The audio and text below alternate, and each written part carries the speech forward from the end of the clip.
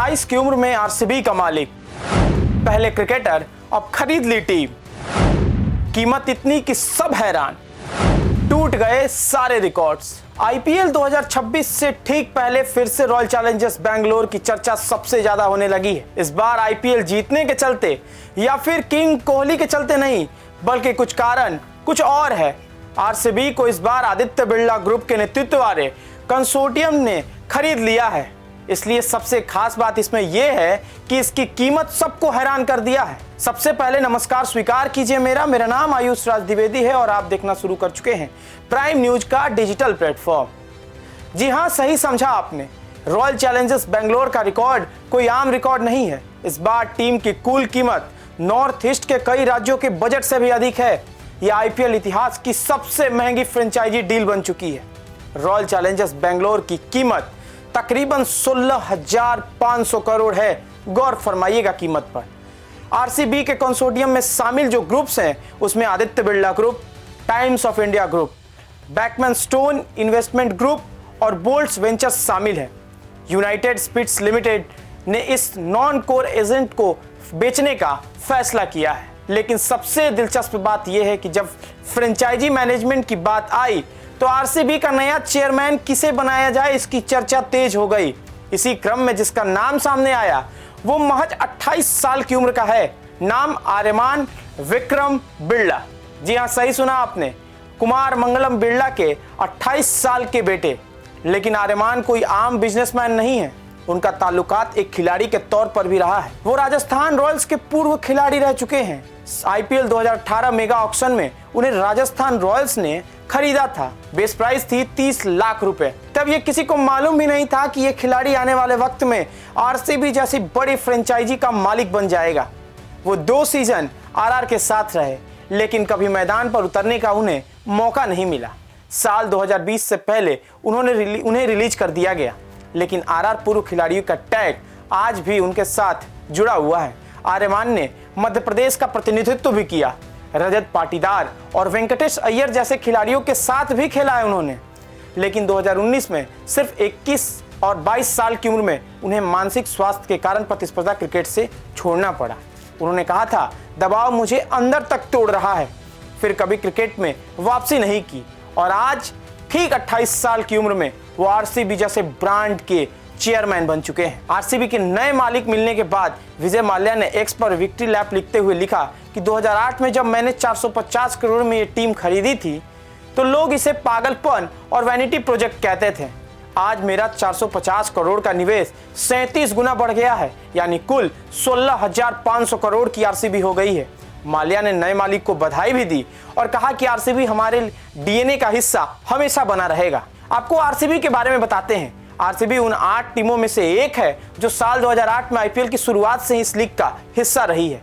लंबे इंतजार के बाद टीम ने 2025 में पहला आईपीएल खिताब जीता, जिससे इनकी ब्रांड वैल्यू और फैन बेस दोनों में जबरदस्त उछाल आया। अब आपको बताते हैं कि आखिर 24 मार्च 2026 का दिन आईपीएल के इतिहास में खास क्यों रहा।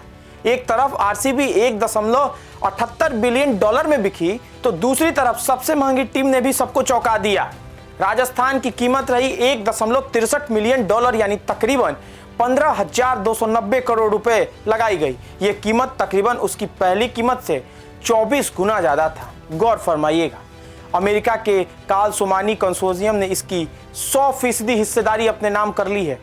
सोमानी स्टार्ज अकेडमिया और इत्रो एआई के संस्थापक भी रहे हैं। ये अब तक की सबसे महंगी टीम बनने वाली थी, लेकिन कुछ ही क्षणों बाद आरसीबी सबसे बड़ी टीम बन गई। अब आपको बताते हैं कि 2008 में आईपीएल की 8 टीमें और मालिक और उनकी कीमतें क्या थी। साल 2008 में जब आईपीएल की शुरुआत हुई तब 24 जनवरी को मुंबई में फ्रेंचाइजी नीलाम हुई थी।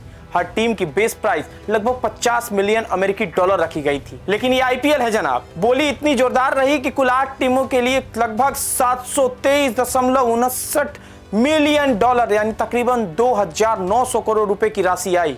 उस समय कई लोग इसे पागलपन कह रहे थे, लेकिन आज ये निवेश कई गुना बढ़ चुका है। नीलाम में सबसे महंगी टीम मुंबई इंडियंस रही, जिसे मुकेश अंबानी की रिलायंस इंडस्ट्री ने $111.9 मिलियन में खरीदा। ठीक उसके बाद रॉयल चैलेंजर्स बेंगलोर, वही आरसीबी जो इस समय चर्चा का केंद्र है, उसको विजय माल्या की यूनाइटेड स्पिरिट्स ने $111.6 मिलियन में अपने नाम कर लिया। तीसरे नंबर पर चेन्नई सुपर किंग रही, जिसे इंडिया सीमेंट ने $91 मिलियन में खरीदा, जबकि हैदराबाद की डेक्कन चार्जर्स, जो मौजूदा समय में सनराइजर्स हैदराबाद के नाम से जानते हैं, उसको $107 मिलियन में डेक्कन क्रॉनिकल्स ने खरीदा। दिल्ली डेयरडेविल्स, जो अब दिल्ली कैपिटल्स बन चुकी है, उसको जीएमआर ग्रुप ने $84 मिलियन में खरीदा। किंग्स 11 पंजाब को तकरीबन प्रीति जिंटा की और नेस वाडिया ने करण पॉल और मोहित वर्मन के साथ मिलकर $76 मिलियन में इसको खरीदा। कोलकाता नाइट राइडर्स को केकेआर यानी उसको शाहरुख खान की रेड चिली एंटरटेनमेंट ने $75.09 मिलियन में और राजस्थान रॉयल्स को इमर्जिंग मीडिया लीड कंसोर्टियम ने $67 मिलियन में सबसे कम में खरीदा गया था। और आज वही राजस्थान रॉयल्स आईपीएल की दूसरी सबसे महंगी टीम बन गई। खास बात यह है कि उस समय विजय माल्या ने आरसीबी खरीदने पर काफी मजाक भी उड़ाया गया था, लेकिन 18 साल बाद जब 2026 में आरसीबी को आदित्य बिरला ग्रुप ने खरीदा तो इसकी कीमत 16,706 करोड़ रुपए हो गई। तो माल्या ने खुद इस पर कहा कि उनका 450 करोड़ का निवेश अब 37 गुना बढ़ गया है। आईपीएल की शुरुआती नीलामी आज के मुकाबले बहुत छोटे लगती है, लेकिन उसी क्रिकेट को एक बड़ा बिजनेस मॉडल बना दिया। आज एक टीम की वैल्यू अरबों डॉलर में आंकी जाती है, जो 2008 की आंकड़ों से बहुत ज्यादा है। अब सवाल यह है कि क्या शेयर बाजार में अब लिस्टेड होंगी आईपीएल की टीमें, क्योंकि जब ब्रांड वैल्यू बढ़ती है तो चर्चाएं भी होती हैं। आरसीबी की इस डील के बाद आईपीएल टीमों की शेयर बाजार में लिस्टिंग की चर्चा खूब हो रही है। चेन्नई सुपर किंग पहले ही अपनी पेरेंट कंपनी से अलग हो चुकी है। तो अडानी का मानना है कि जो बिजनेस 15 से 17 का रिटर्न दे रहा है, उसमें कोई बाहरी जोखिम ना हो, वह निवेशकों के लिए एक शानदार विकल्प बन सकता है। ऐसे में निवेशकों की जबरदस्त कमाई भी हो सकती है। तो देखा आपने कैसे एक टीम करोड़ों और खरबों की मालिक बन सकती है, कैसे आरसीबी की ब्रांड वैल्यू आज 16,500 करोड़ रुपए की हो गई है। यह साफ स्पष्ट है कि आईपीएल सिर्फ अब क्रिकेट का जरिया नहीं, बल्कि पैसा कमाने और निवेश करने का सबसे बड़ा ब्रांड वैल्यू बन चुका है।